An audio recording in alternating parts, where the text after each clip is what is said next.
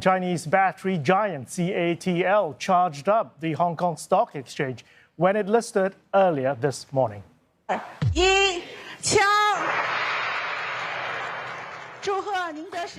The world's largest battery maker has already raised more than $4 billion, according to a term sheet seen by Reuters, after being priced at the top end of its indicative price range.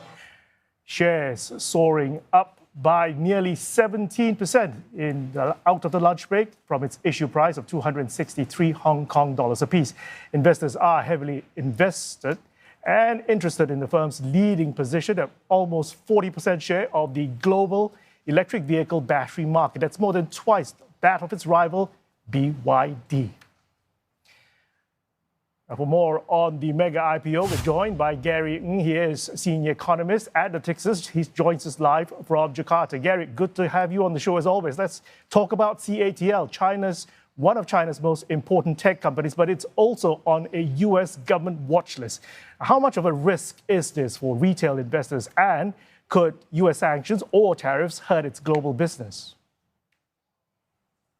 Well, I think if you look at this issue, we can break it down into two parts. And first, being on the Pentagon list doesn't necessarily mean that there are immediate consequences. So it could trigger more sanctions. It could trigger more, measures from the US. But this is really not something that is happening right now. However, I think if we look deeper into the business model of a CATL, and actually you can realize that the sector in EV and battery in China is actually much more self-sufficient versus some of the others like semiconductors. So it means that for the case of CATL or the general EV battery sector in China, it has the ability to produce its products itself because it controls a large part of the supply chain. So right now, CATL has around 30% of the overseas revenue coming from the international world. It's hard to say what the share is from the US, but we do see this growing development in Hungary, in Asia, in terms of CATL expanding overseas and gaining market share.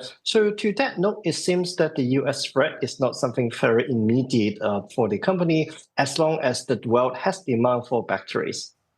Well, speaking of supply chain, CATL depends on minerals like lithium, nickel, which can swing quite wildly in terms of pricing. Should investors be concerned about how rising costs might actually hit its profitability or ability to grow?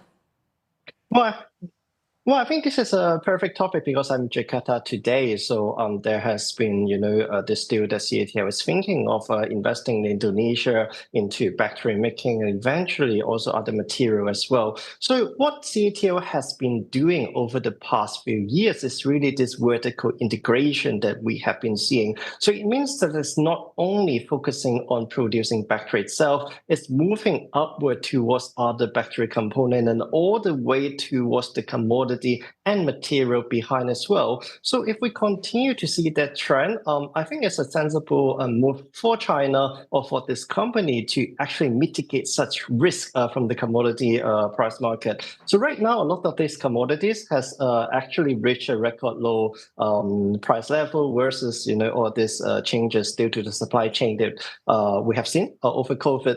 But of course, in the future, there could be volatility, and such moves can reduce the risk.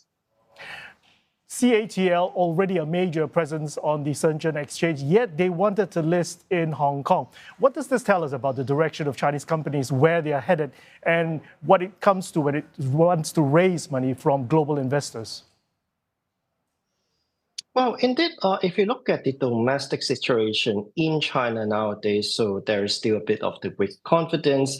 If you want to list in Shanghai or Shenzhen, you need to comply with a lot of the regulation. So also, let's not forget there's this capital control being in place. So having a platform like Hong Kong as an offshore entity is really beneficial for raising funds, especially for companies that they are aiming for overseas expansion. CATL is one one of the examples. And last year, we also have Media, which is another Chinese household appliances makers, which tends to have a large overseas revenue exposure. So yes, this is really a platform for these companies to raise funds, especially with this growing geopolitical risk coming from the US. And I wouldn't be surprised to see more homecoming type of listing coming back from the US to Hong Kong as a secondary listing or plan B.